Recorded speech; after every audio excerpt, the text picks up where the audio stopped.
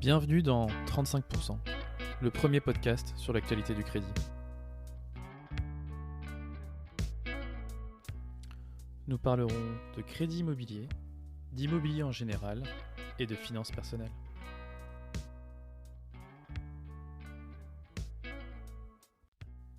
Bonjour à tous et bienvenue dans cet épisode 6 de 35%, le podcast sur l'actualité du crédit. On est début octobre et comme vous avez pu le remarquer, il y a un nouvel habillage sonore pour ce podcast. Et c'est grâce à Dan Lorenz, un ami artiste que je vous recommande évidemment pour tous vos projets audio. Si vous avez besoin d'un habillage musical comme celui-ci, que ce soit pour des films, pour des dessins animés, pour des pubs, il fait absolument tout et est extraordinaire. Je vous mets évidemment les infos de Dan dans la description de ce podcast si vous avez besoin de lui. Et on va pouvoir commencer ce podcast. On commence tout de suite ce podcast avec traditionnellement le sommaire, avec en 1 la météo des taux, en 2 le dossier du mois, qui était un dossier plutôt sympa, mais je ne vous spoile pas. En 3, la chronique d'Olivier, qui encore aujourd'hui va picoter. Et en 4, les amis, une interview incroyable d'un courtier québécois. Il s'appelle Joey Edmond. C'était 1 heure d'interview ultra passionnante où on apprend tous plein de choses. Et d'ailleurs, j'en profite pour vous annoncer l'interview de le mois prochain. Il s'agira tout simplement d'Olivier Landrevi, qui nous a accordé un entretien de plus d'1 heure et demie, alors qu'il m'avait dit en intro, je pense pas aller aussi loin qu'1 heure. Donc voilà, du coup, c'est parti pour la météo des taux. Jingle. Et c'est parti pour cette météo des taux. Comme d'habitude, on fait du 15, du 20 et 20 ans sur tous les profils, avec une moyenne sur du 15 ans à 3,96, 4,13 sur 20 ans et 4,27 sur 25 ans. Et là, on va faire une vraie météo des taux, car en moyenne, aujourd'hui, j'ai les chiffres sur le top 10 des grandes villes. Et on peut constater une énorme disparité entre certaines villes, notamment Paris et Lille, par exemple, qui sont respectivement à 4,60 et à 4,70 de moyenne sur du 25 ans, alors que des villes comme Rennes ou Montpellier sont, elles, respectivement à 4,03 et 4,14. Alors comment ça s'explique ? Évidemment, les banques régionales et leurs négos ne sont pas les mêmes. Donc d'une banque à une autre, j'en parlais dans un précédent podcast. Il m'arrive, moi, d'envoyer des clients dans la case d'à côté pour avoir une réduction de taux allant jusqu'à 0,40, 0,50 par rapport à sa consoeur parisienne. Donc effectivement, on constate encore des disparités très très fortes entre les grandes villes. Mais voilà, je vous donne le top 10 des villes. Donc du coup, Nice 4,30, Lyon 4,41, Bordeaux 4,25, incroyable. Strasbourg 4,54, Nantes 4,38, Marseille 4,29, Toulouse, je vous l'ai évoqué, 4,14, Montpellier 4,14 également, Lille 4,70 et Rennes 4,03. Voilà les amis pour cette météo des taux. On se retrouve tout de suite pour le dossier du mois. Jingle.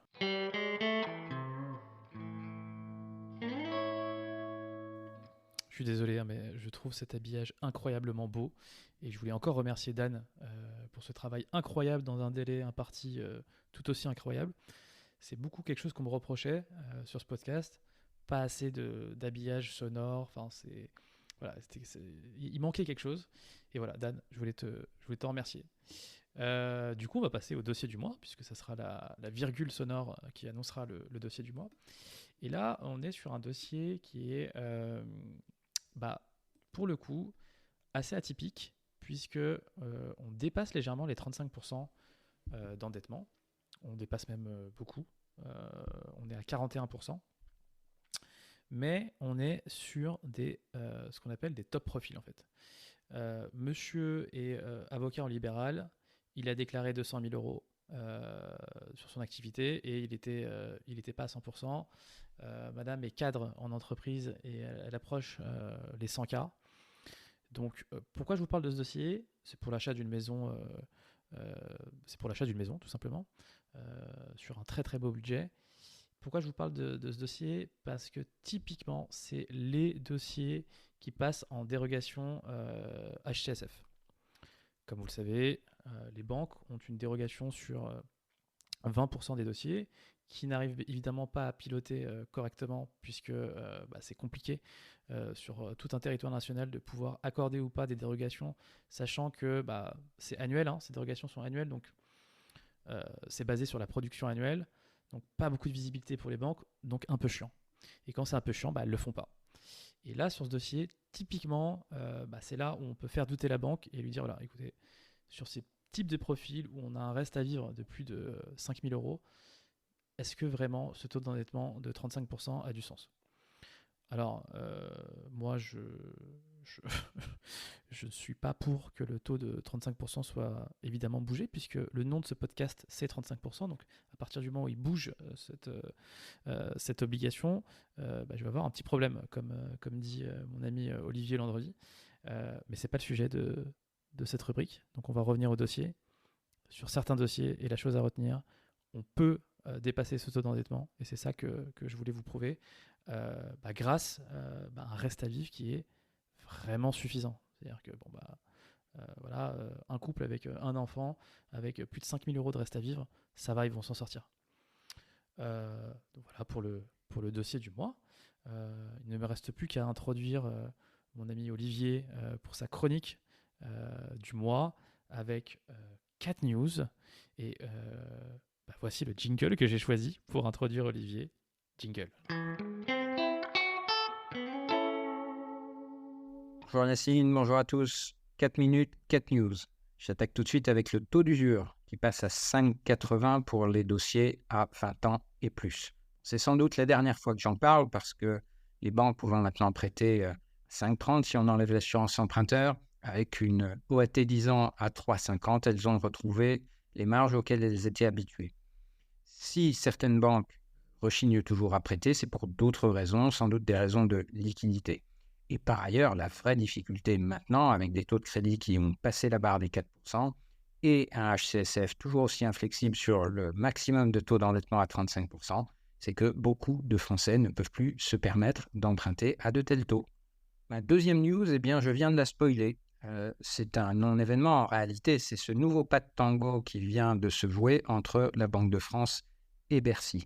Et comme dans tout bon tango, il faut se dire que les deux danseurs en réalité ont parfaitement trouvé leur rôle respectif.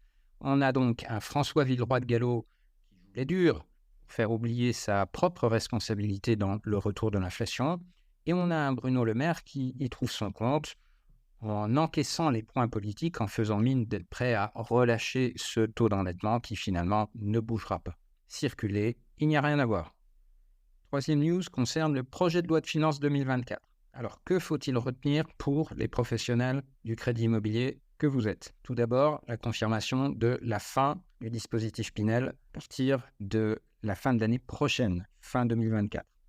Ensuite, une mesure qui va toucher tous vos clients, tous les emprunteurs, la fin du bouclier énergétique qui va faire beaucoup de mal au reste à vivre de vos clients puisqu'on s'attend à ce que les factures d'électricité prennent encore 10% au 1er janvier 2024.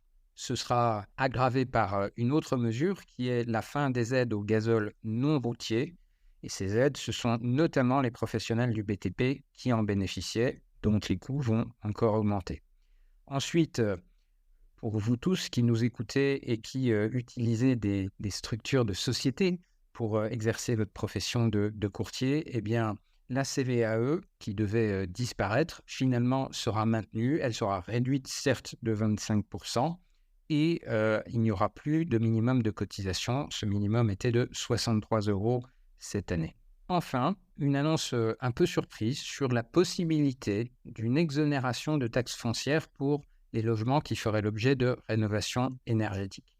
Alors ça semble une excellente idée. Nous n'avons absolument aucun détail et ce qui est un peu perturbant dans l'annonce, c'est qu'en réalité ce dispositif, il existe déjà depuis 2011. Il est laissé à la main des communes et il faut savoir qu'il n'y a malheureusement que 10% des communes en France qui ont décidé de l'activer et qui proposent des exonérations de taxes foncières. Donc il reste à voir si par ce nouveau dispositif, puisqu'on semble nous annoncer quelque chose de différent par rapport à ce qui existait. Est-ce que c'est un dispositif qui s'imposera aux communes? Voilà, on attend d'en savoir plus avec impatience. Ma dernière news, c'est cette annonce surprise de Bruno Le Maire faisant miroiter un prêt bonifié à horizon 2025. Alors la question qu'on doit se poser, c'est pourquoi mettre en place un nouveau dispositif alors que depuis 2017, on laisse mourir à petit feu le dispositif éprouvé du prêt à taux zéro. Je rappelle quelques chiffres. En 2017, le prêt à taux zéro, ce sont 125 000 crédits octroyés. En 2022, on est tombé à 63 000 pour deux raisons. D'abord, la non-indexation des critères de revenus pour être éligible au PTZ. Donc, d'année en année, de moins en moins de Français sont éligibles. Et puis ensuite, en 2019, une réforme qui a considérablement durci les conditions d'octroi du PTZ pour l'ancien. On nous a annoncé il y a quelques mois déjà la fin du PTZ pour la maison individuelle. C'était les 2/3 des dossiers qui restaient en 2022. On peut s'attendre à ce qu'en 2024, le volume de PTZ tombe en dessous de 20 000 dossiers. Je m'attends donc à ce que ce PTB, s'il est mis en place, soit tout simplement le successeur du PTZ, un successeur qui coûtera beaucoup moins cher à l'État, espérant que ce soit l'occasion de rouvrir les critères d'éligibilité de façon à ce que ce produit soit aussi accessible aux classes moyennes, ce que n'était plus le PTZ depuis longtemps. Voilà, n'oubliez pas de vous abonner à monespar.fr pour rester au top de l'actualité. À bientôt. Merci beaucoup Olivier pour ce petit récap des news du mois. Récap auquel j'ajouterai ton petit résumé sur la loi de finances 2024 qui est souvent un document à l'ergonomie la plus dégueulasse. Et tu as su faire un bon résumé. Donc j'ajoute à ces 4 news ce résumé de la loi de finances qui je trouve est très très bien fait. Donc merci encore Olivier. Abonnez-vous à moneysmart.fr. Et du coup, on va pouvoir parler maintenant de cette interview que j'ai fait avec Joey. Elle a été faite en courant du mois d'août ou début du mois de septembre. En tout cas, elle est passionnante. C'est parti pour l'interview. Jingle.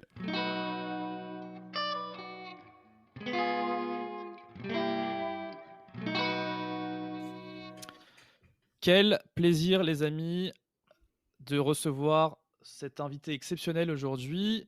Il est exceptionnel pour deux raisons. La première, c'est que c'est un invité étranger, extra-Union européenne. Il nous vient d'outre-Atlantique, du Québec exactement, au Canada. Il s'appelle Joey Aymon. Il est courtier hypothécaire là-bas. Il est aussi extraordinaire puisqu'il a exactement la même coupe que moi. Et ça, c'est cool. Bonjour Joey, excuse-moi. Bonjour, ça va bien? Ça va et toi-même? Bien sûr, bien sûr. Eh ben écoute, merci d'avoir accepté l'invitation déjà. Ça fait vraiment plaisir. C'est cool.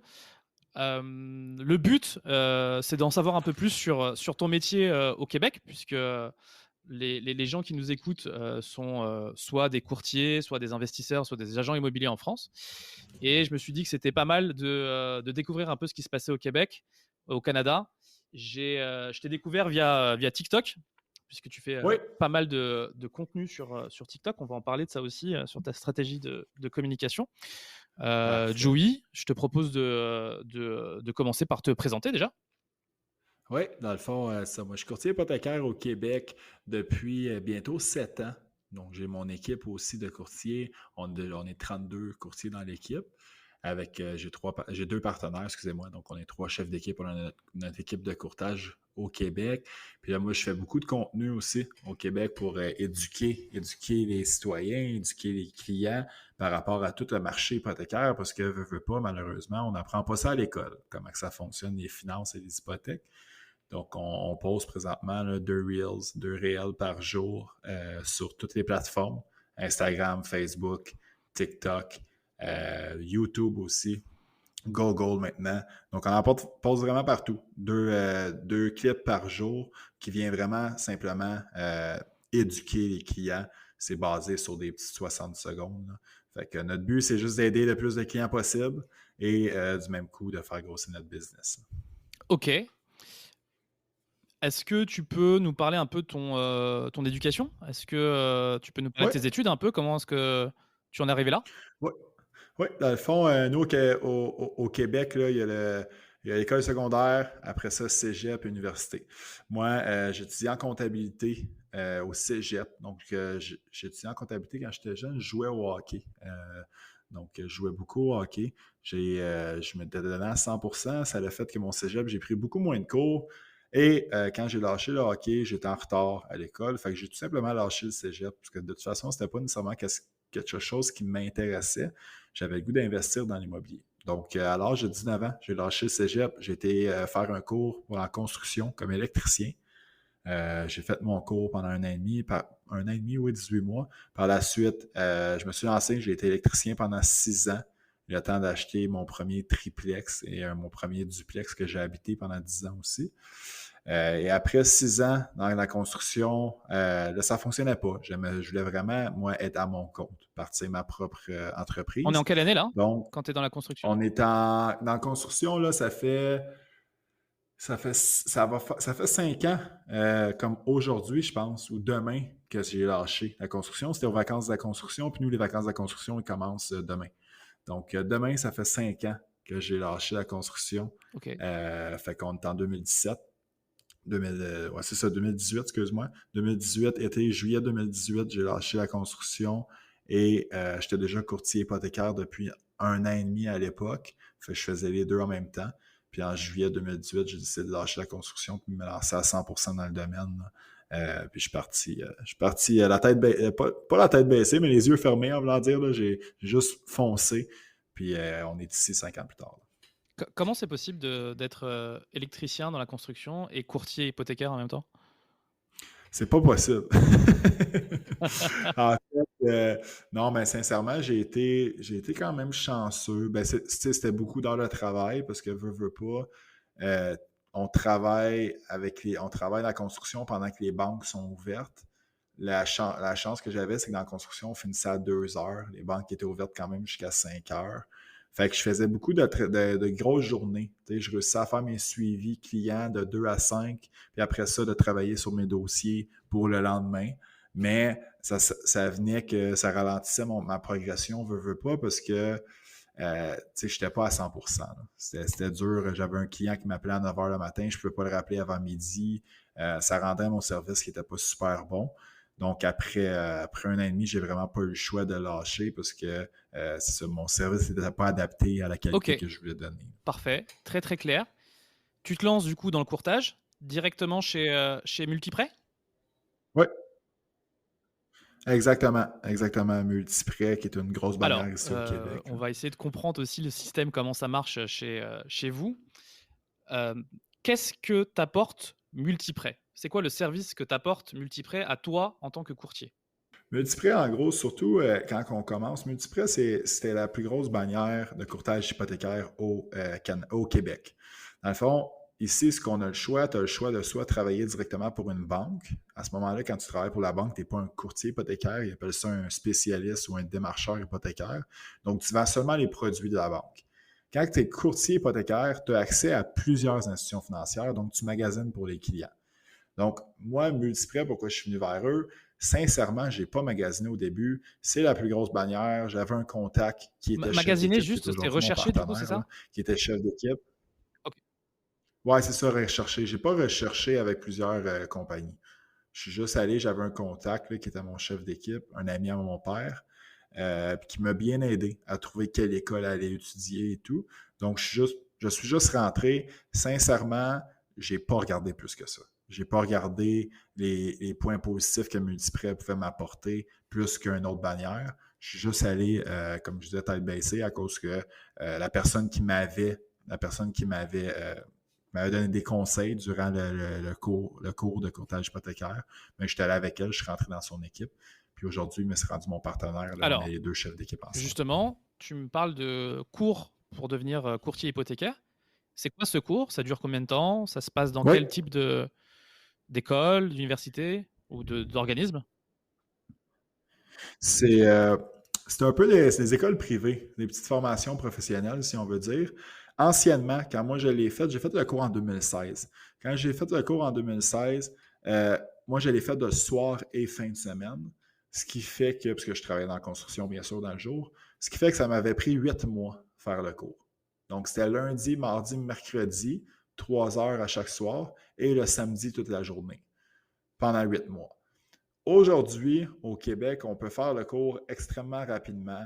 Il y en a qui le font en 2 mois, 2 mois et demi. Full time, du Par la coup. suite, quand tu tombes 2 mois et demi courtier en full time. hypothécaire, oui, ça c'est full time. C'est ça c'est full time, c'est sûr. Avant, c'était 5 mois, 5 mois full time, Ok. 8 mois soir et fin de semaine.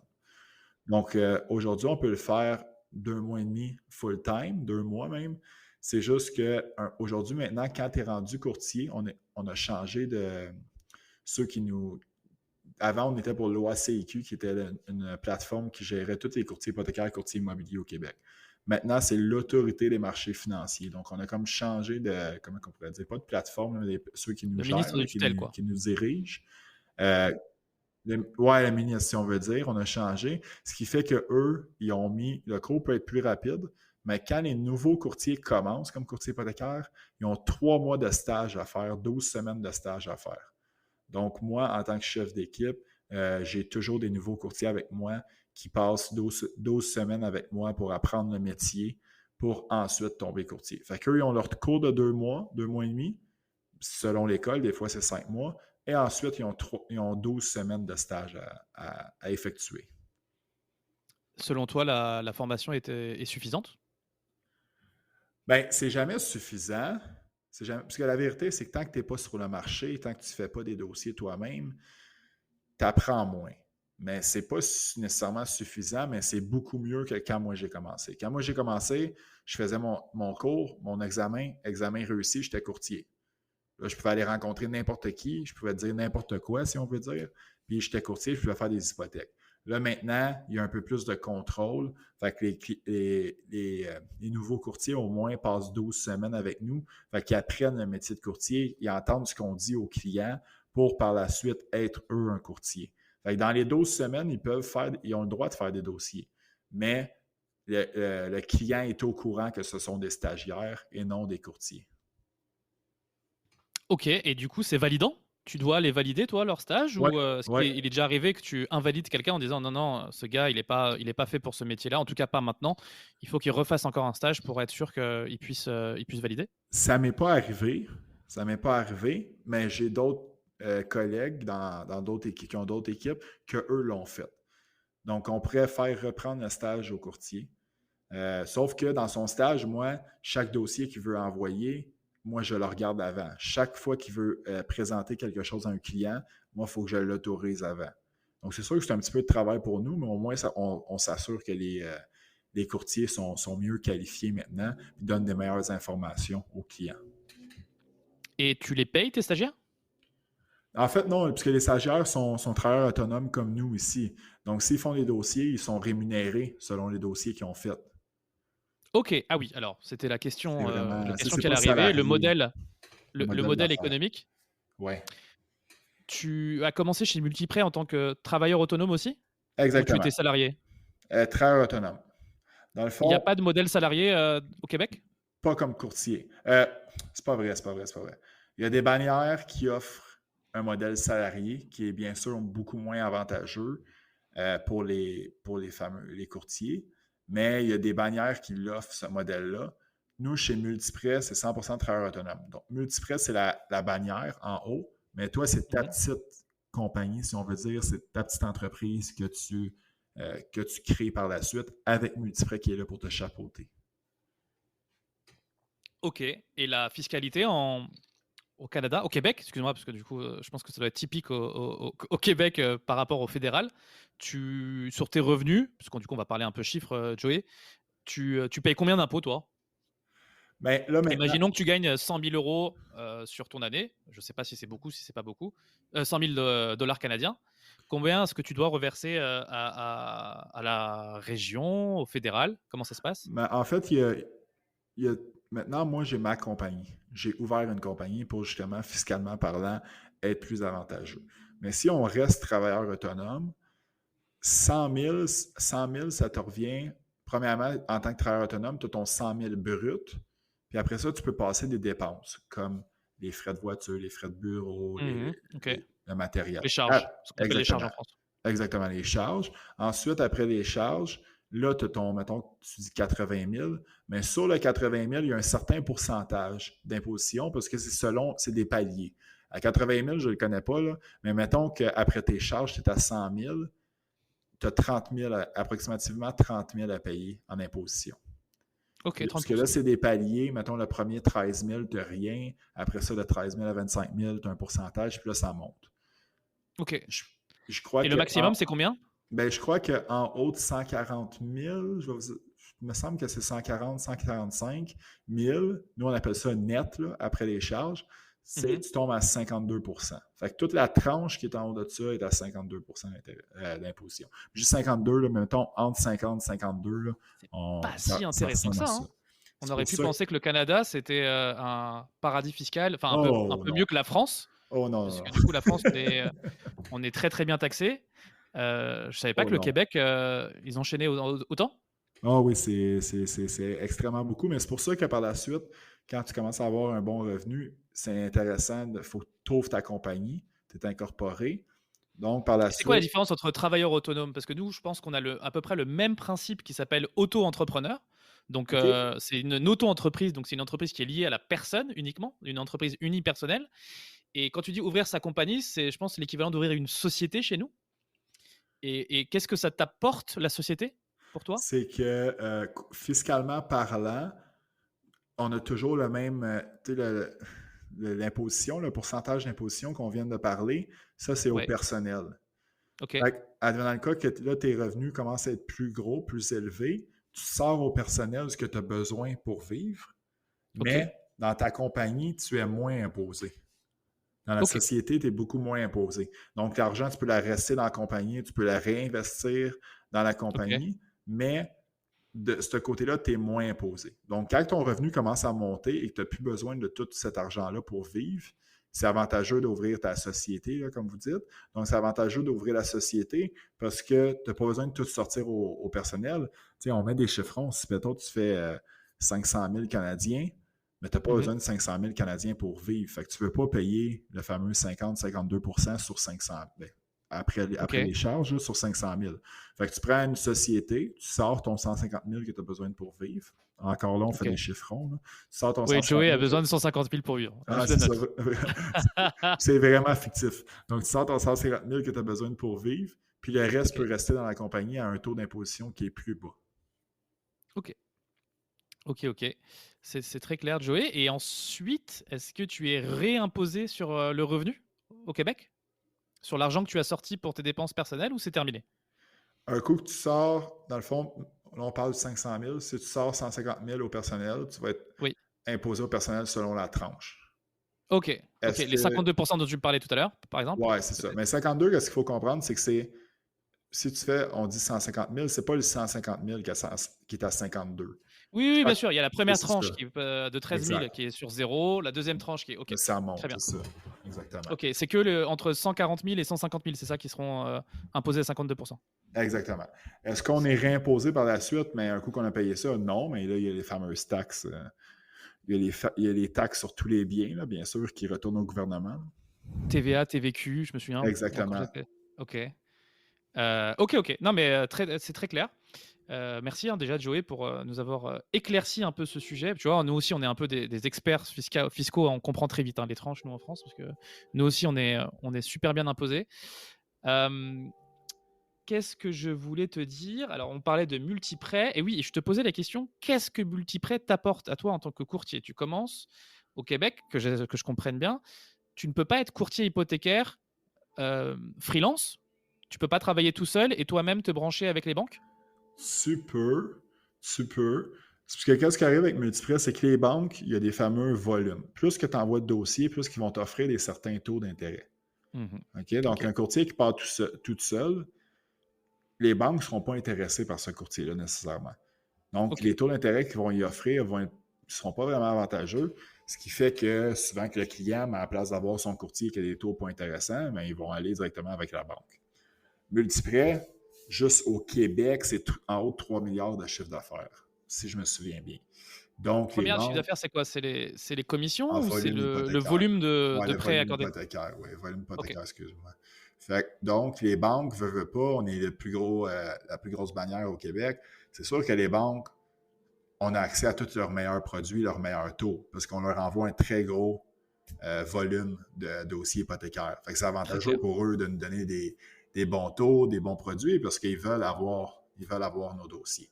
Donc, Multiprêt, c'est ça. Multiprêt, c'est aussi, considérant que c'est la plus grosse, je ne sais pas, c'est quoi les compagnies de courtier immobilier que vous avez en France? Est-ce que vous avez Et bah, Remax? alors, de courtier immobilier, hein, c'est-à-dire les Oui. agents immobiliers. Les agents immobiliers, est-ce que vous avez Ouais, on a Remax? Remax, ouais, par exemple. On a OK. Remax qui s'est implanté en France aussi. Bon, J'ai vu d'ailleurs, je crois que ton épouse est chez Remax, c'est ça? oui, exactement, exactement. Mais chez En- Remax, ici, Remax, c'est la plus grosse. C'est la plus grosse. ok. Fait que quand tu commences, c'est sûr que d'aller avec la plus grosse, c'est la même chose que Multiprêt. Ta visibilité, après ça, quand tu parles à un client, j'ai pas besoin d'expliquer c'est quoi la bannière que tu travailles. Ah, mais c'est comme Multiprêt. Non, c'est moi Multiprêt. Donc, le monde savent déjà c'est quoi qu'on fait. C'est un peu comme Remax, nous ici, les courtiers immobiliers, veulent pas. Je ne dis pas que les autres bannières sont moins bonnes ou pas, mais quand on commence, c'est sûr qu'il y a beaucoup plus de nouveaux qui vont être portés à aller chez Remax parce que leur image va être dans la tête du public, à première vue, Hmm. si on veut dire, pourrait peut-être être avantageuse que quelqu'un qui part tout seul, qui crée sa propre bannière. Ok. Non, non, c'est très clair. Les clients québécois, du coup, sont quand même attachés à la visibilité de la C'est personne qui est en sûr, face. C'est quelque c'est chose qui sûr. compte pour eux? C'est sûr, mais comme je dis, ça ne veut pas dire que dans une autre bannière, tu es désavantagé du tout. Euh, Sauf que, veux pas, ça reste un aspect vente et les clients, le premier.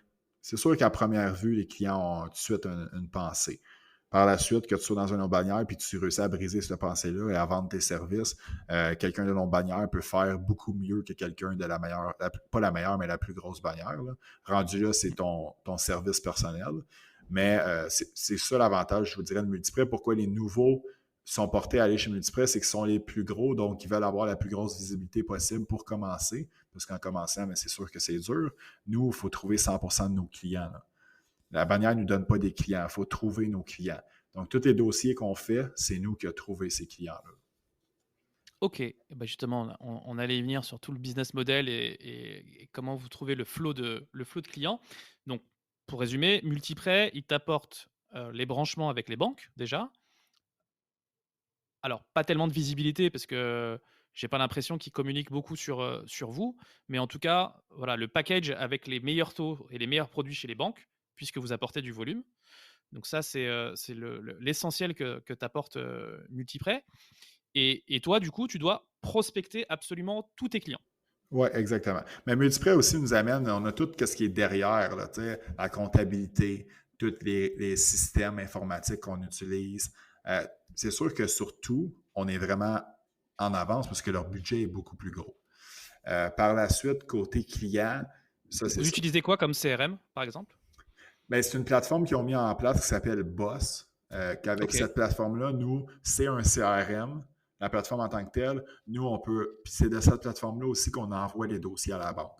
Donc, tout est la même chose. Moi, personnellement, j'ai un propre CRM à moi qui est personnel parce que j'ai commencé avec ce CRM-là il y a longtemps avant que cette plateforme-là soit vraiment en place. Là, C'est que quel je outil? regarde. Ben, ça s'appelle Aval, mais c'est un ami qui avait bâti un CRM. Donc, il n'y a Ok. personne qui l'utilise, c'est vraiment juste moi qui l'utilise. Donc, moi, j'ai mon Ok. propre CRM, mais sinon, on a la fameuse CRM que Multiprêt utilise, Boss, que veux pas, mes dossiers sont là, donc j'utilise beaucoup, puis je montre aux nouveaux courtiers. Mais c'est toutes des petites choses qui ont, eux, considérant que leur budget est beaucoup plus gros. Là. Donc, il peut être Mhm. très avantageux quand tu commences, comparé peut-être à d'autres bannières. Ok. Et c'est quoi le deal avec Multiprêt? Est-ce que tu dois payer une franchise? Est-ce qu'ils te prennent sur ton chiffre d'affaires? Comment ça se passe? Si tu peux en parler évidemment, Joey. Ben, je peux en parler rapidement, mais c'est sûr qu'il y a beaucoup de. Tu sais, ça va vraiment plus loin. Là.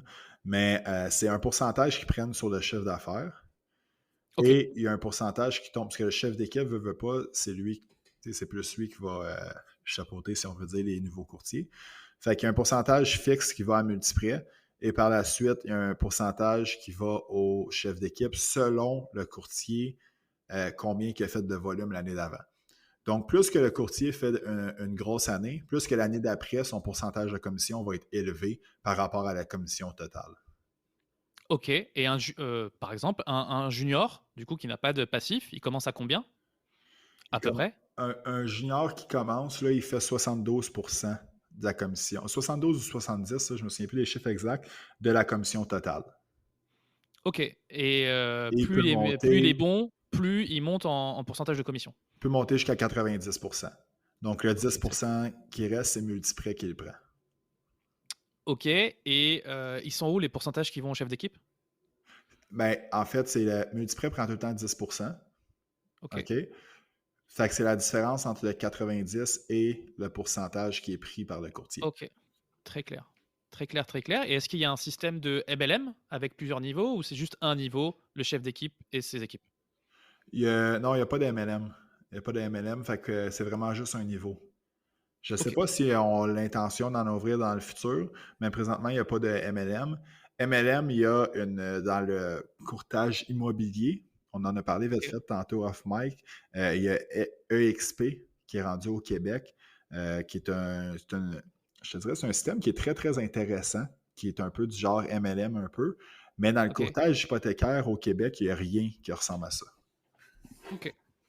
OK, OK. Je te pose la question parce que du coup, moi, mon réseau qui s'appelle All-in a été pionnier là-dessus et fait du MLM dans le courtage. OK? Donc, du coup, on peut monter des équipes qui peuvent elles-mêmes monter des équipes et ça sur 5 niveaux. C'est vraiment Donc, intéressant, ça. effectivement, ça peut être effectivement sympa. Et puis, tu crées un espèce de, en fait, un business finalement, puisque c'est une organisation que tu peux évaluer et revendre si, par exemple, tu veux changer d'activité. Et tu peux, du coup, donner ton organisation à quelqu'un versus contre de l'argent. Et du coup, Mais cette personne récupère. tu peux revendre. Parce que je sais pas vous, mais tu sais, nous, on est juste payé d'un. Tu fais l'hypothèque, tu es payé un coup. Il n'y a pas par la suite à chaque année, on ne fait pas un pourcentage. Donc, tu revends quoi exactement? Tu revends un business, en fait. C'est tout nouveau, hein. C'est quelque chose qui Ouais. est en train d'être mis en place. C'est comme une société, en fait, finalement, qui a son équipe, qui génère du chiffre d'affaires et c'est quelque chose que tu évalues selon le chiffre de tes équipes. Imaginons ton équipe au cumulé, elle fait 1 million de chiffre d'affaires. Et tu estimes que toi, sur ces 1 million-là, puisque tu gagnes que 5% de ce chiffre-là, sur ce chiffre-là que tu gagnes toi tous les ans, tu l'évalues et c'est comme une affaire en fait finalement, comme un Ouais, je business comprends. que tu revendrais. Et alors c'est tout nouveau, hein. J'ai pas encore eu le cas de vente ou de revente, mais en tout OK. cas ça va être possible bientôt quand quelqu'un aura une grosse organisation. Imaginons, moi je recrute 10 personnes qui elles-mêmes recrutent 10 personnes, tu vois, Ouais, ça c'est fait tout de suite, intéressant. ça peut très vite aller loin. Euh, mais c'était pas le sujet, Joey. Le sujet c'est toi avec Ouais, ouais, je Multiprêt, donc comprends. Je comprends. Multiprêt, chef d'équipe, tes équipes, tu as une source de revenus, si j'ai bien compris, parce que vous n'êtes rémunéré que par la commission bancaire. Le Exactement. courtier est gratuit au Québec. Le courtage hypothécaire, c'est gratuit. Oui, c'est ça. Nous, on n'a pas de. Ben, je sais qu'il y a des bannières qui peuvent charger des frais de dossier. Nous, chez Multiprêt, on ne charge aucun frais de dossier au client. Sauf si on tombe avec un prêteur B, prêteur privé, mais ça, c'est vraiment autre chose, puis je ne me spécialise pas dans ça. Mais côté tout qui est prêteur A, les fameux prêteurs que monsieur, madame, tout le monde utilise, c'est 100% commission. Il n'y a pas de frais de dossier qui est chargé au client, donc c'est un service 100% gratuit pour le client. Ok, est-ce que tu es à l'aise à partager le taux de commission que vous pouvez avoir, vous, auprès des banques? Je vous Avec une dirais tranche, hein? que oui, mais ça dépend de beaucoup de choses. Ça dépend du terme, premièrement. Si on parle d'un terme de C'est quoi le 5 terme? ans, le nombre de. Parce que ton hypothèque est amortie totale sur 25 ou 30 ans. Ok, Mais nous, il y a des petits termes là, dans cet amortissement-là qu'à chaque fois, on peut renouveler, changer de banque, on peut tout changer. Donc, c'est des termes de 1 à 5 ans. ok. Le plus populaire, c'est le 5 ans. Là, on a vu avec les hausses de taux, il y a beaucoup de monde qui ont pris du 3 ans. Mais disons sur un terme de 5 ans. On va y aller avec ça pour se donner une base. Terme de 5 ans, le pourcentage qui est donné à Multiprêt, qui revient à Multiprêt, est entre 0,70, entre 0,70% du montant financé et, 0,70. ouais, c'est ça, et 1,25% du montant financé. OK. Donc, ça, c'est le montant qui est donné à Multiprêt. Par la suite, on a le fameux split qu'on a parlé tantôt, la division qu'on a parlé tantôt. Il y a 10% qui reste à Multiprêt et le reste redescend selon. Est-ce qu'il y a une TVA sur les honoraires? Sur la commission bancaire, est-ce qu'il y a une TVA? Cette commission-là est non taxable. OK, très bien, comme nous. OK. OK, donc tu fais tout simplement 0,70 du montant financé et tu sais à peu près combien tu vas engranger pour ta micro-entreprise ou pour ta compagnie Exact. selon le modèle que tu as. Exactement. OK. Et c'est quelque chose qui a évolué dans le temps? Parce que je sais que nous, en France, selon la politique des banques, ça peut évoluer. Nous, par exemple, dans les années 2010-2015, il y avait beaucoup de courtiers gratuits puisque les taux de commission étaient déplafonnés et pouvaient très facilement toucher les 1%. OK. Est-ce que c'est quelque chose qui a évolué dans le temps ou c'est un marché qui est plutôt stable pour vous? Je te dirais que c'est quand même plutôt stable.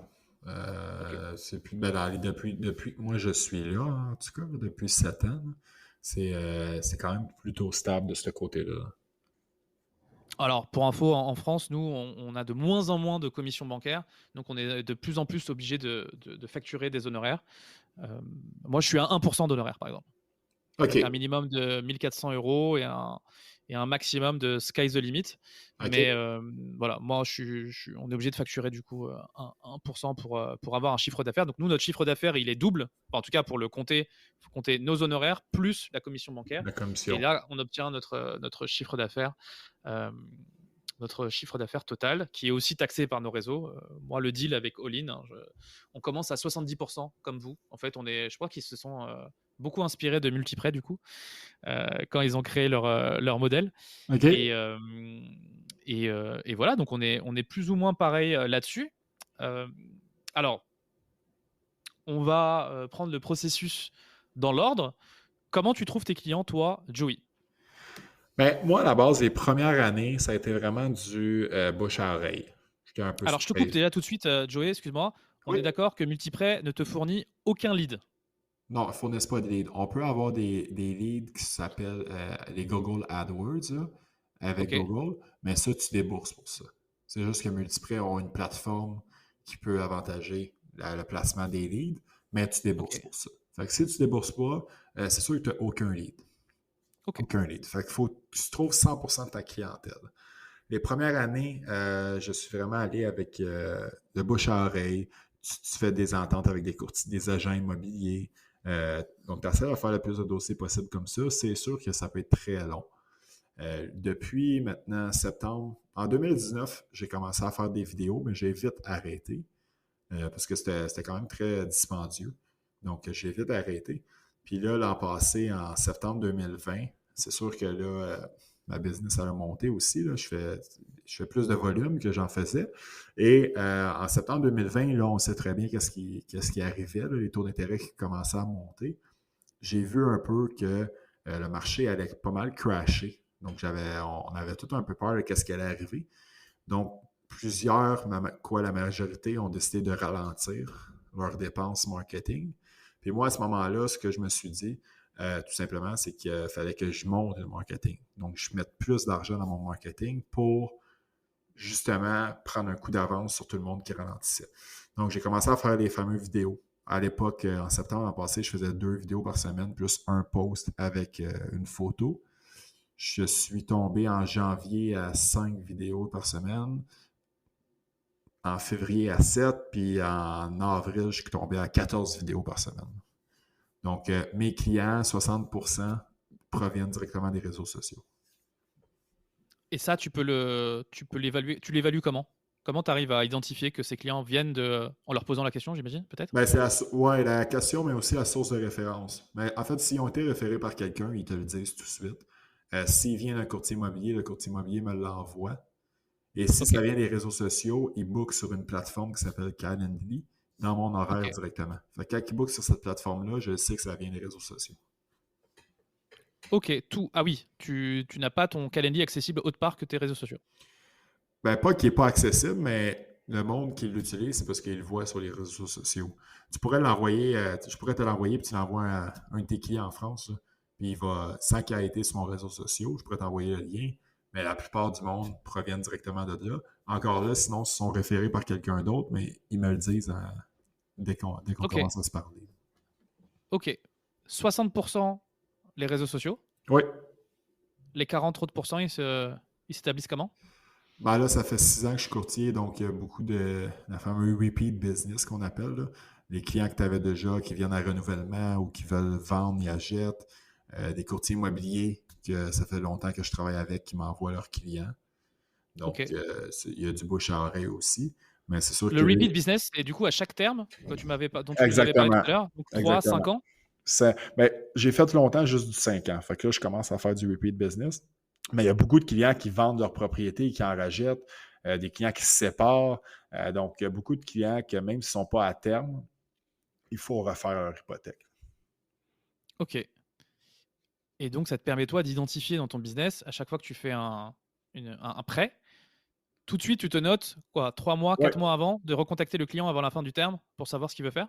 Oui, dans le fond, quand je finalise le dossier avec le client, dans le CRM de Multiprêt, je viens m'écrire, si on parle d'un terme de 5 ans, à chaque année, je m'écris un rappel de les rappeler pour regarder avec eux leur situation est rendue où, la situation du marché est rendue où, juste me donner un petit cue par rapport à leur situation en ce moment, savoir ils en sont où.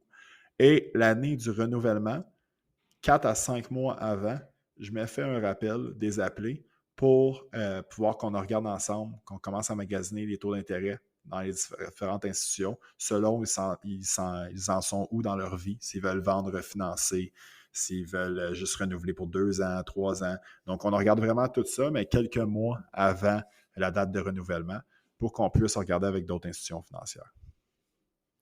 Et alors, s'ils n'ont pas de projet spécifique, s'ils ne se séparent pas ou s'ils ne vendent pas, quel serait l'intérêt, si ce n'est des taux plus bas, pour un client de changer de banque à un terme? Ben, dans le cas où il veut juste renouveler, là, ça l'arrive, ce que je fais, moi, je leur demande de contacter l'institution financière pour savoir c'est quoi que cette institution financière-là leur offre. Et par la suite, on regarde si on ne peut pas trouver de quoi de plus intéressant ailleurs pour Ok, sauver des sous à court, moyen et long terme. d'accord. Et mais du coup, c'est-à-dire que ça va être un cauchemar pour les banques, cette histoire de terme? C'est-à-dire que, enfin, nous, en France, elles sont plutôt tranquilles puisque l'échéance, c'est 25 ans. Donc, Ouais. soit la personne revend et rembourse le crédit, mais il n'y a pas d'échéance dans ces 25 ans où on se dit, la banque doit proposer quelque chose au client. Est-ce qu'elle doit proposer au client ou c'est une tacite reconduction?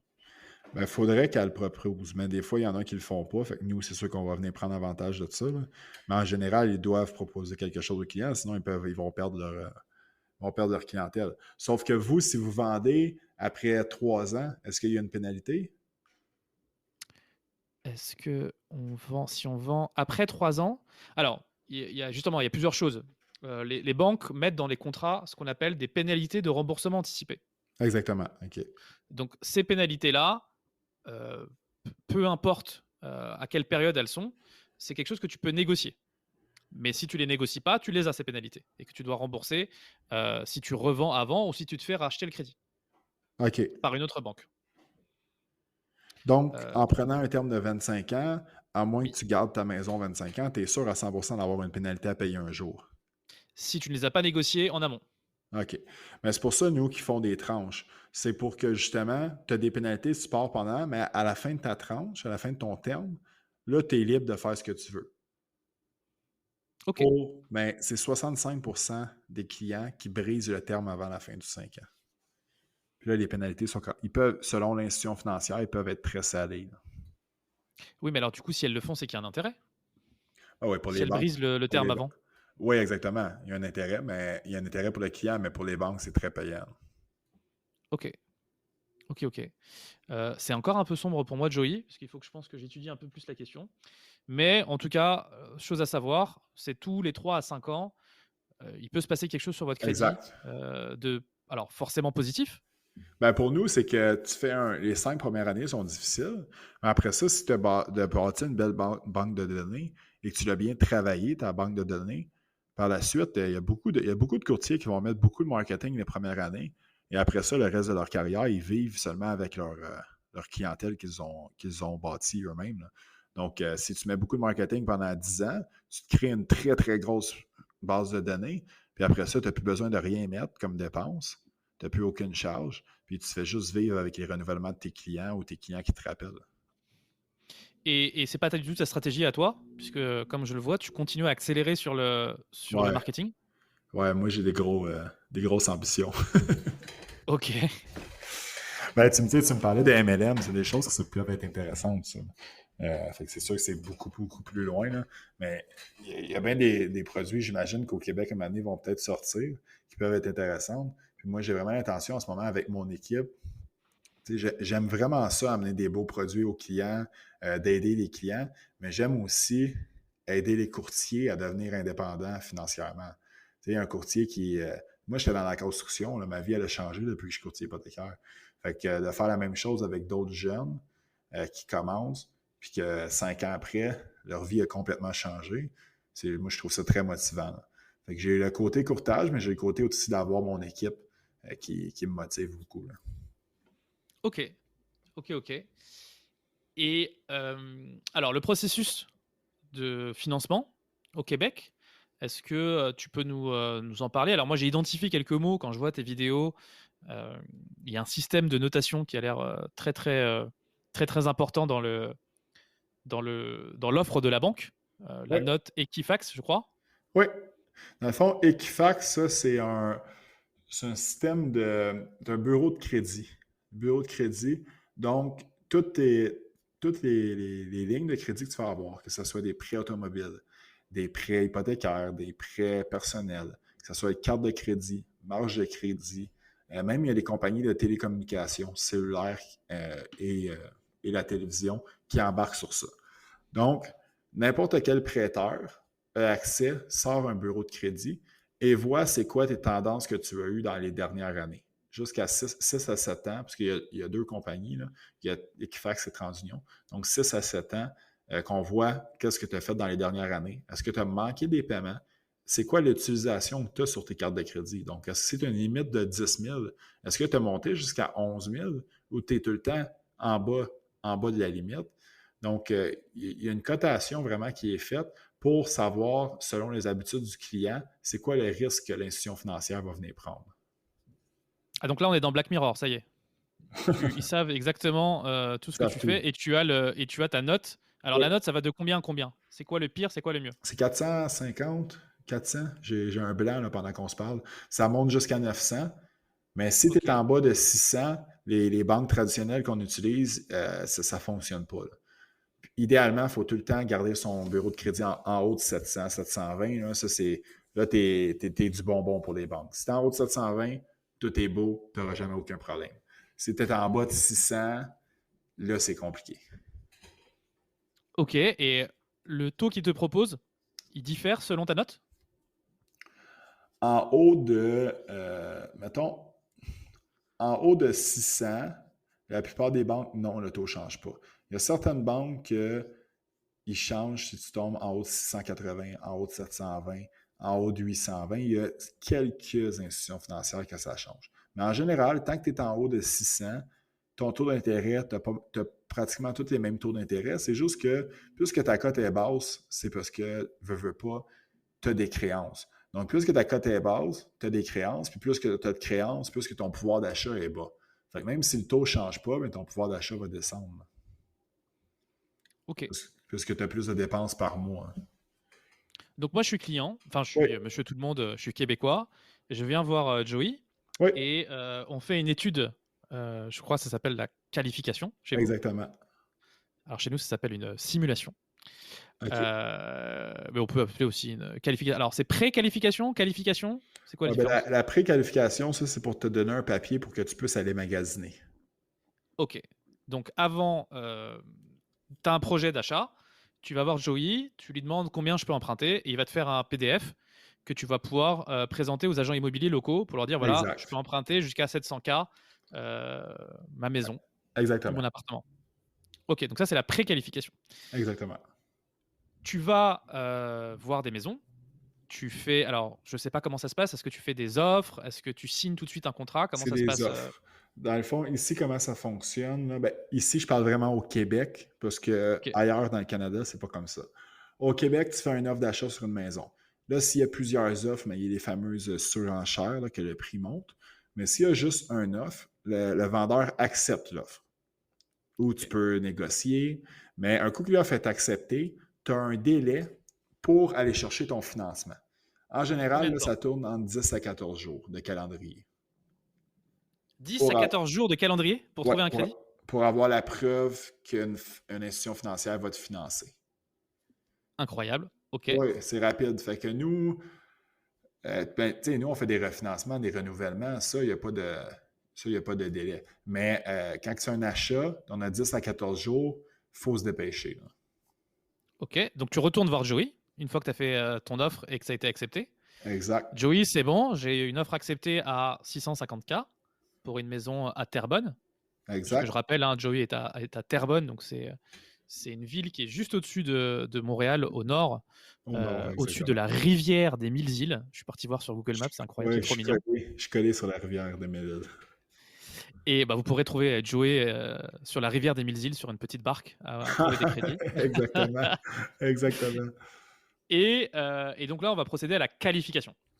Exact. Ok, alors alors du coup, qu'est-ce qui Donc, signe avec toi? Est-ce qu'il signe un mandat? Est-ce qu'il signe un contrat avec toi en amont ou tout se avec moi, passe? non. Avec moi, non. En fait, oui, mais le contrat, il les lit pas. Le contrat est plus là pour nous donner le droit, nous, de récolter leurs informations et de partager leurs informations avec la banque. Donc, nous, Ok, on s'occupe de tout l'aspect financement, l'aspect légal. Donc, on envoie les documents à la banque. Si la banque nous demande d'autres documents, on leur renvoie, tout simplement, pour aller chercher la confirmation finale du financement, donc l'approbation hypothécaire.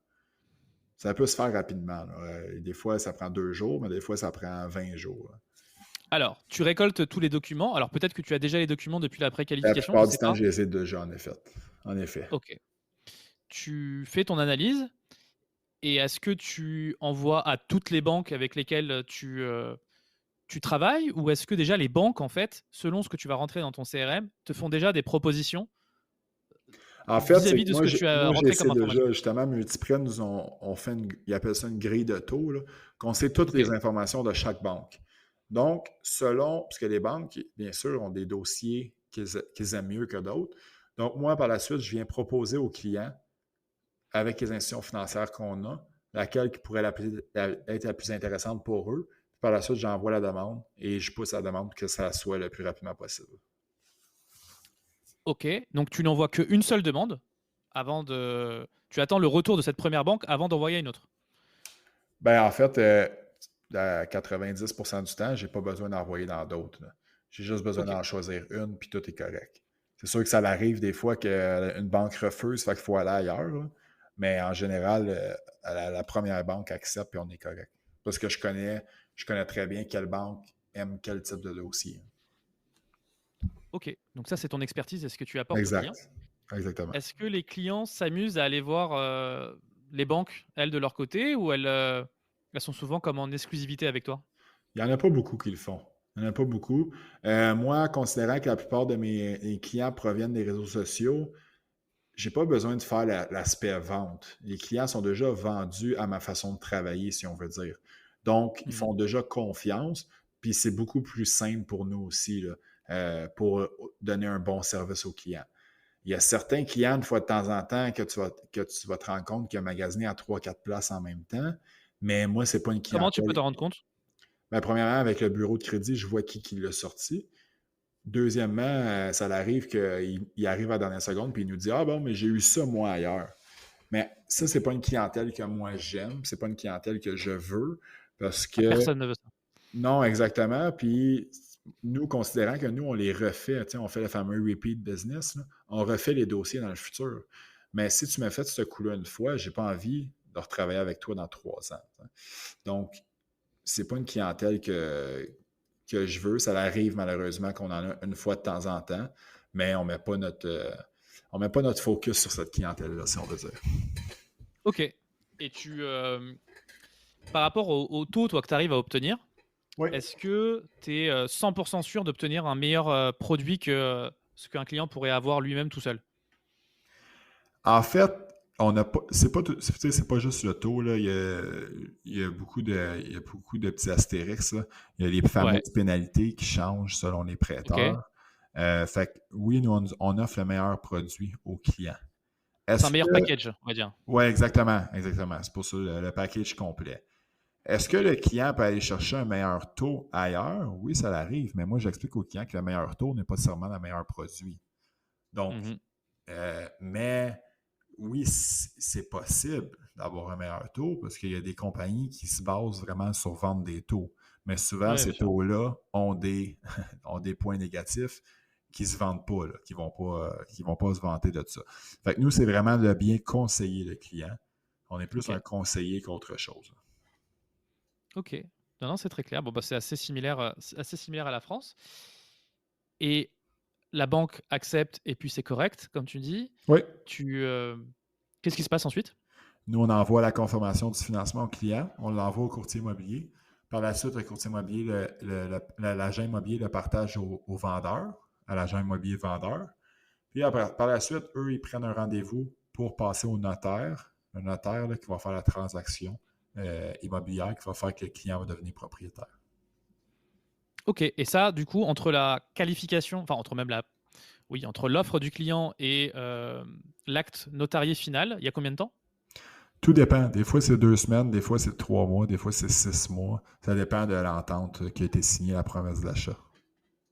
Ok, c'est dealé en amont. Si le Exact. propriétaire vendeur a besoin d'attendre l'été, par exemple, pour que les enfants reviennent à l'école en septembre, ou je sais pas quand est-ce que sont les dates de rentrée, mais si ça l'arrange mieux et que c'est dealé, ça peut durer 6 mois. Mais du coup, le taux, il est fixé au moment où toi, tu fais la confirmation.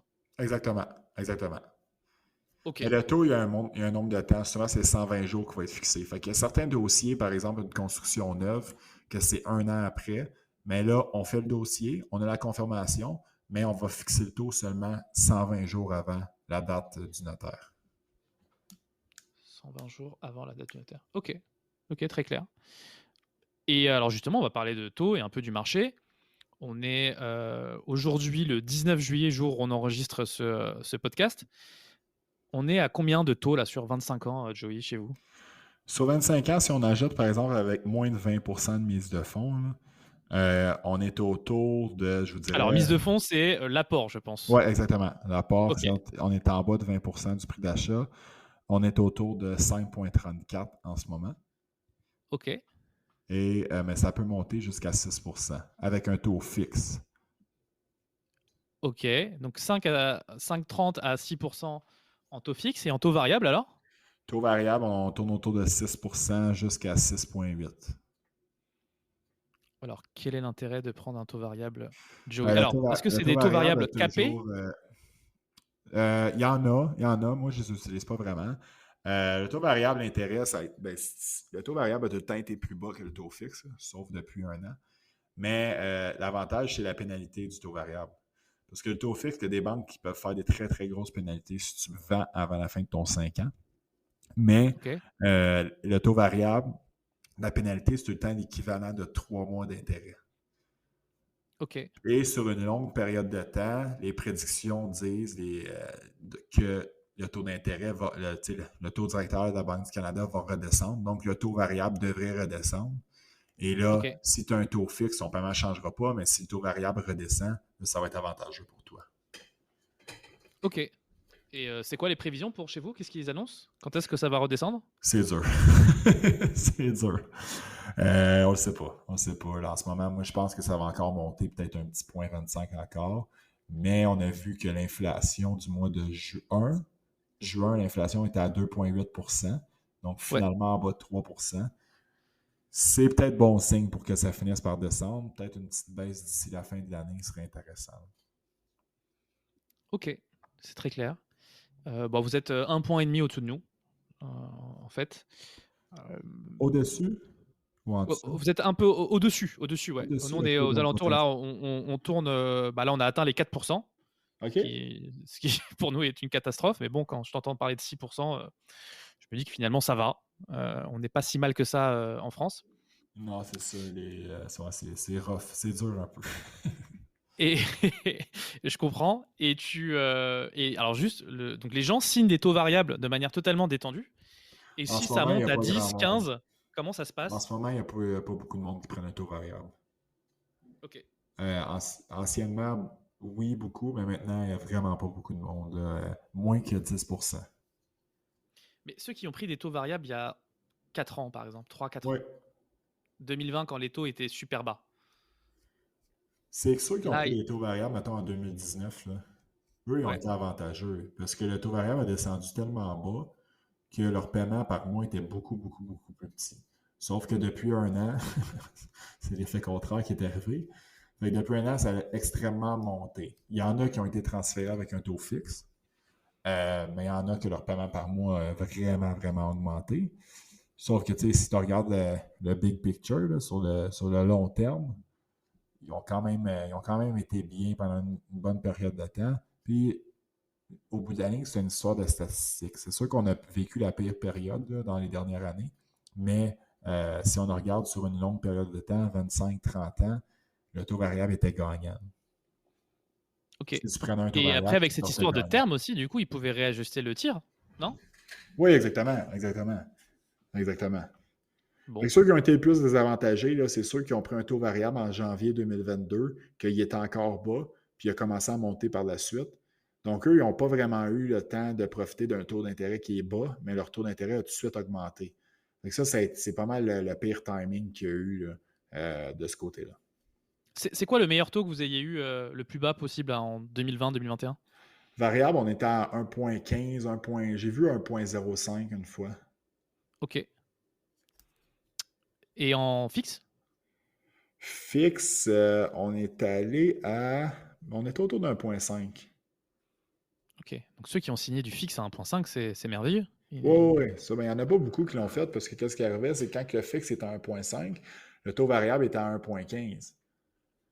Donc là, à ce moment-là, Et les gens préféraient pas sécuriser le 1,5? C'était pas une discussion toi que tu avais avec les clients à ce moment-là? c'était une discussion, mais à ce moment-là, si on retourne 2 ans en arrière, 3 ans en arrière, les prévisions, juste en janvier 2022, les prévisions des économistes au Canada, c'était une hausse de 0,75 à 1,5.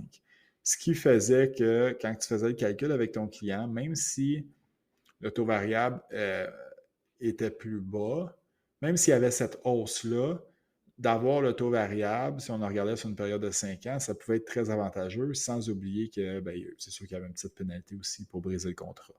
Donc, c'était avantageux. Mais là, l'affaire qui est arrivée, c'est que tous les économistes ont eu tort, puis ça n'a pas monté de 1,75. On parle de 4,25 de mémoire, 4,5. Donc, c'est là que tout a planté. T'sais. Donc, à refaire, si un jour on retourne en 2%, tous les clients doivent signer fixe en bas de 2%. Mais ce n'était pas une situation qui avait été vécue auparavant. Et est-ce que toi, tu as des souvenirs, ou alors est-ce que tu as des collègues qui ont des souvenirs de la crise de 2008? Moi, j'en ai pas. Moi, j'avais 18 ans à l'époque, donc j'en ai vraiment pas, je ne m'ai pas rendu compte de rien. Mais oui, mon partenaire a commencé en 2008-2009. Et est-ce qu'il y a eu un apprentissage un peu de cette période et de se dire peut-être arrêter le variable? Parce qu'en tout cas, moi je prends l'exemple français, le variable on n'en voit vraiment plus. Hein. Genre on a Mais zéro de chez zéro. c'est pas, C'est marginal. c'est plus comme c'était. C'est plus comme c'était en 2008, ils donnaient des prêts en fermant les yeux. Moi, j'ai eu des histoires là, que c'était vraiment n'importe quoi. Là, comme OK, je fais tel montant, bon, ben c'est bon, tiens ton prêt hypothécaire. Ne demande aucun document ou presque. Là, maintenant, le Canada s'est ajusté.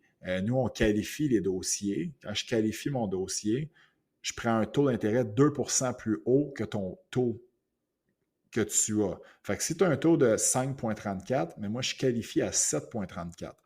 Puis quand les taux étaient plus bas, ils étaient en bas de 3,25, on qualifiait tout le temps à 5,25%.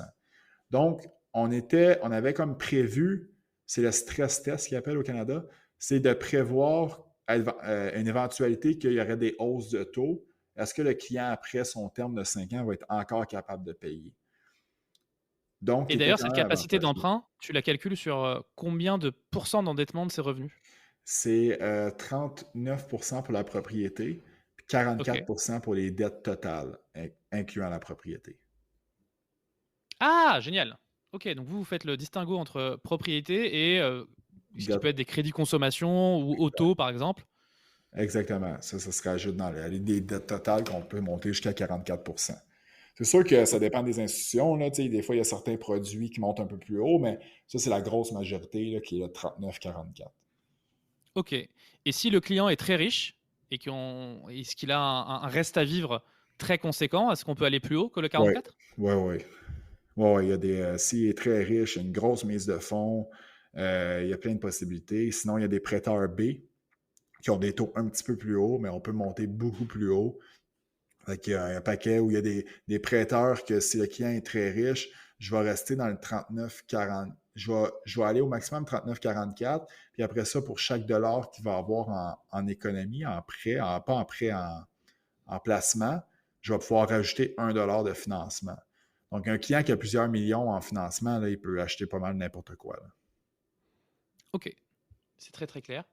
Tu, tu disais du coup que tu fais l'après-qualif, la qualif, le taux après est validé, la personne est propriétaire, il peut, selon les termes qui sont négociés entre, je sais pas, tu me dis du 3, du 5 ans, j'imagine qu'il peut y avoir aussi d'autres modèles, mais il peut y avoir une renégociation ou en tout cas il peut se passer quelque chose sur le crédit à ce moment-là.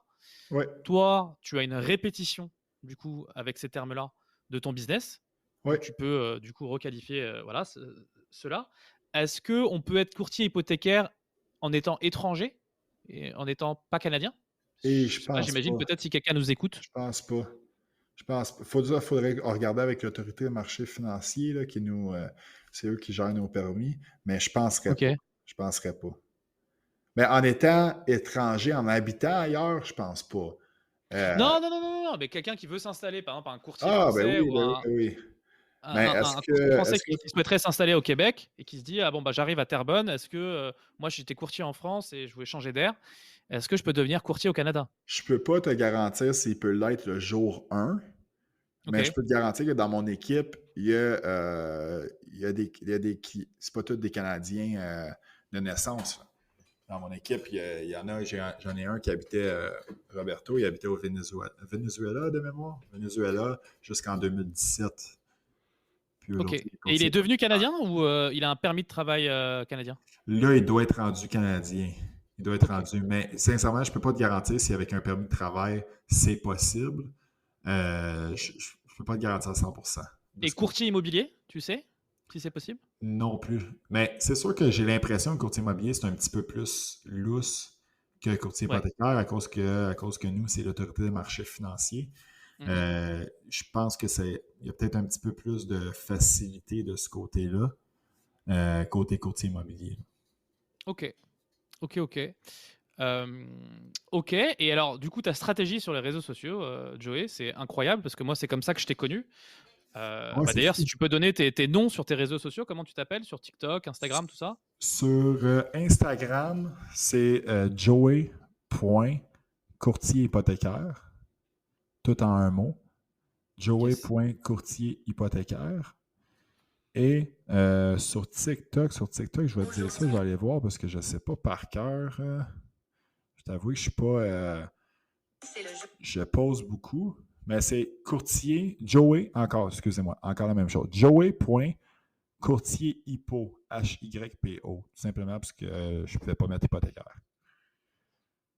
OK, et tu produis 2 vidéos par jour. Oui. Alors Dans, tu dans tu le fond, tu on les tu fait tous le m'expliquais hors jeudi, antenne, là. vas-y, vas-y. On les fait tous le jeudi, là. On fait 15 à 16 vidéos le jeudi. Puis après ça, on en pose 2 par jour. Un à 8 h le matin, puis un à 8 h le soir. OK, et ça te ramène 60 de tes clients aujourd'hui? Oui. Ouais, mais ça a été long, là. Ça a pris 6 mois avant de faire un client.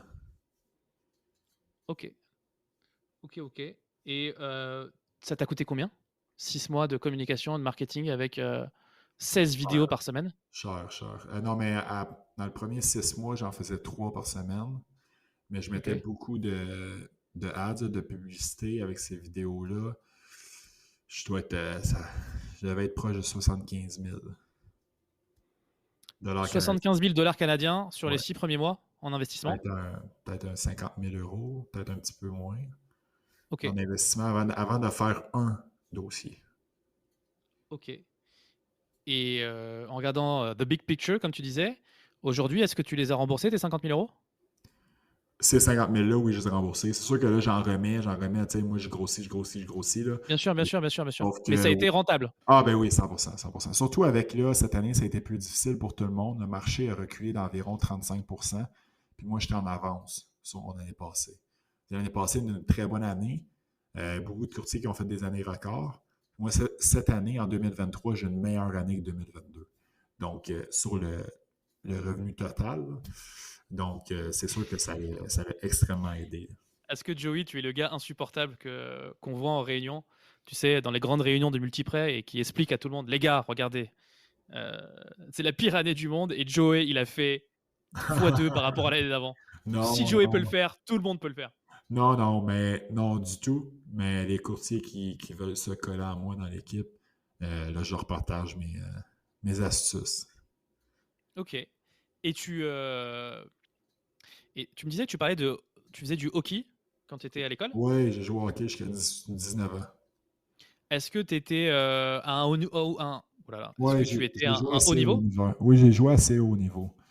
J'ai joué assez haut niveau. Là. J'ai été repêché. J'ai joué midget 3, Capel. J'ai joué junior 3.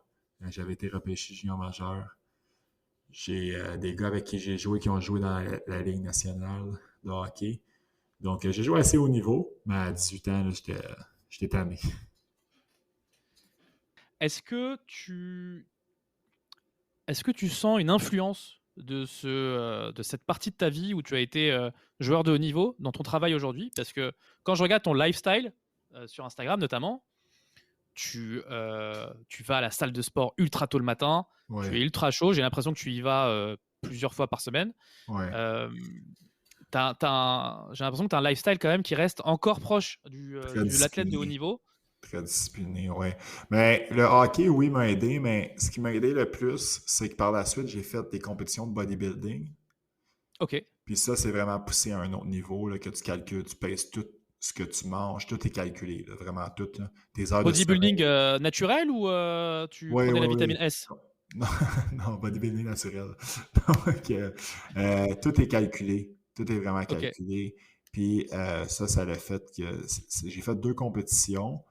La deuxième, c'est là que j'ai vraiment compris. J'ai dit, regarde, si je réussis à adapter ça à mon entreprise, à ma façon de travailler, à ma façon de vivre la vie de tous les jours, ça va faire un changement. Puis comme de fait, ma business, elle a fait x4 depuis. Là. Ok. Donc discipline et travail, c'est ça que tu dirais Oui, pour ouais, la atteindre tes discipline. objectifs? Oui, vraiment, vraiment. Mais tu sais, ça, c'est dans n'importe quel domaine. Là. Si ta discipline est adaptée, tu vas finir par réussir, c'est sûr. Là. La discipline et l'acharnement. Ok. Et dans le business, ta discipline, si tu devais donner des conseils à ceux qui nous écoutent, c'est quoi qui te définit comme être en avance par rapport aux autres? Qu'est-ce qui fait que toi, Joey, tu y arrives plus que Enfin, qu'est-ce que tu remarques en fait sur ton attitude à toi qui fait que tu sens que les clients vont plus vers toi? Ou que le Mais, business ou que la valeur va plus vers toi naturellement? mais nous, on met beaucoup de. Parce que là, je suis rendu avec comme 3 assistantes. Nous, on met beaucoup l'emphase sur le service client. Donc, autant que plus de dossiers qu'on fait, plus qu'on est rémunéré, mais on s'assure que chaque dossier, les clients comprennent très bien qu'est-ce qui se passe. Donc, par exemple, maintenant que je ne vois plus, avant le COVID, j'ai rencontré mes clients, maintenant je ne rencontre plus aucun client, mais on a mis un système comme que quand j'ai des documents de la banque à signer, moi j'envoie des vidéos et je leur explique c'est quoi le document. Je m'assure d'avoir des suivis avec les clients un coup qui ont. Tu fais quoi? Tu fais une vidéo en selfie, tu te prends en selfie en vidéo et tu l'envoies au client? J'utilise la plateforme BombBomb, là, B-O-M-B. Puis Ok. ça filme mon écran en même temps de me filmer moi. Ok. Donc, c'est un Bumble. peu comme un Zoom. C'est un peu comme un Zoom que tu partages ton écran, là, mais c'est un peu Ah la oui, même c'est comme chose. un screencaster en fait. Ouais, exactement. Ça. Ok. Exactement. Puis que j'explique le document, je le renvoie, après on l'envoie en signature électronique. Donc, les clients adorent ça. Un coup que le client a passé au notaire, il reçoit un petit package par la poste, là, des brownies, puis avec une petite carte, merci, félicitations. Ça, les clients, c'est sûr que c'est personnalisé. À leur Ok. anniversaire, ils reçoivent encore un petit package différent avec un petit gâteau, puis une photo de moi encore. À leur anniversaire, Bon, est-ce que tu mets une photo de toi en compétition de bodybuilding en non, non, double biceps? non, non, business. Business. Ça, après ça, on fait des sessions, un suivi par année. On a un autre suivi à leur anniversaire qui s'envoie, ils reçoivent un message texte. Fait que c'est vraiment côté relationnel. Tu sais, moi, mon client, quand je le fais une fois, je vais faire son dossier toute ma vie. Fait que c'est vraiment côté relationnel. Le fameux go-to guy, là. Tu sais, je vais être la personne que le client appelle, peu importe ce qui se passe dans sa vie, s'il y a une question, pour que moi, je puisse la mettre en contact avec quelqu'un d'autre. Donc, c'est important de vraiment traiter ses clients là, comme si c'était des stars, si on veut dire. Là. De vraiment traiter ses clients super bien. Puis c'est ça, sur le long terme, ça va te faire gagner. Ok, donc un Service. traitement VIP, Ouais. l'extra mile, comme on dit, quand tu leur fêtes leurs anniversaires. Alors, est-ce que tu as des outils à partager sur ces types de C'est mon extra mile que tu CRM. utilises, toi? C'est mon CRM qui le fait. Sincèrement, c'est automatique. C'est mon Ok. CRM qui le fait. Parce que l'adresse de naissance, la date de naissance est rentrée. Fait que mon CRM, il fait les suivis automatiques. Mais alors, c'est ton CRM qui commande les brownies et qui envoie la photo? Non. Ça, c'est moi et mon assistante. C'est une plateforme, là, ça s'appelle Sendout, Sendout, Ok. card.com. Ok. Puis ça, c'est une plateforme là, que tu choisis. J'ai fait une carte. J'ai fait une carte, puis à chaque fois, je fais juste rentrer l'adresse du client, sa date de fête et tout, puis ça l'envoie à la date que je veux chez eux. Mais ça, Ok. c'est tout le temps des petits ajouts que j'ai rajoutés. Là, parce que, tu sais, veux pas, c'est des dépenses. Là. Mais c'était des petits ajouts que j'ai rajoutés juste pour faire l'effet wow. Tu sais, le client il fait comme OK, wow, lui, il prend soin de nous. Là.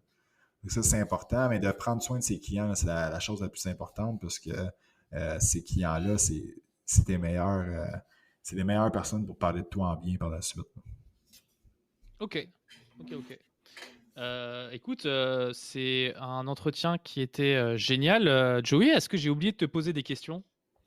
Non, je pense qu'on a fait le tour. Pour de vrai, j'ai vraiment aimé ça. Je suis bien content que tu m'aies écrit pour faire cette entrevue-là. C'est vraiment apprécié. Ben, écoute, avec grand plaisir, on n'a même pas pu parler de l'investissement des étrangers au Québec.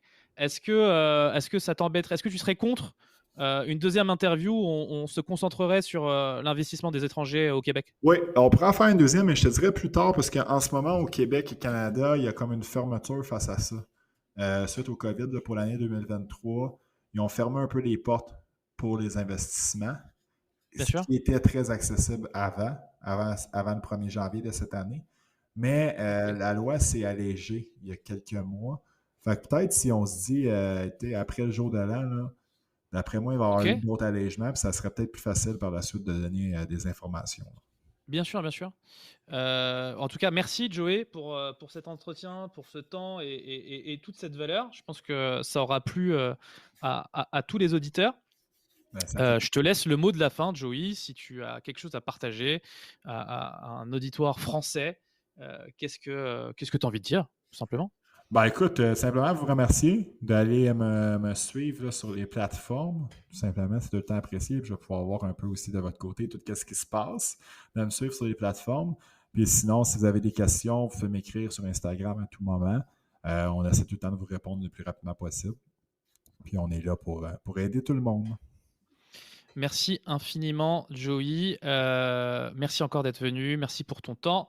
Et on se retrouve du coup je pense, 2024 pour Oui, discuter investissement des étrangers au Québec. Et je te souhaite une bonne soirée. Salut, c'est Joey. parfait. Passez une belle journée. Salut, ciao. Bye. Bravo et merci d'être arrivé au bout de cette interview. Je vous rappelle que vous pouvez me retrouver sur les réseaux sociaux sous le nom de Mon Pote Courtier sur TikTok et Instagram notamment. Je vous invite également à mettre 5 étoiles sur votre plateforme préférée, surtout si c'est Spotify ou Apple Podcast. Un petit avis 5 étoiles, ça m'aiderait énormément à faire monter ce podcast et cette émission afin d'attirer le plus possible d'intervenants de qualité. Et enfin, je vous invite à vous abonner si ce n'est pas le cas. Je vous remercie pour votre écoute et je vous souhaite une excellente journée. Merci d'avoir écouté cet épisode de 35% jusqu'au bout. Encore une fois, je vous invite, surtout si vous êtes sur Apple Podcast ou Spotify, à me laisser 5 étoiles ainsi qu'un petit commentaire, à vous abonner, peu importe la plateforme sur laquelle vous m'écoutez. Et moi, je vous souhaite un bon mois et je vous dis à la prochaine.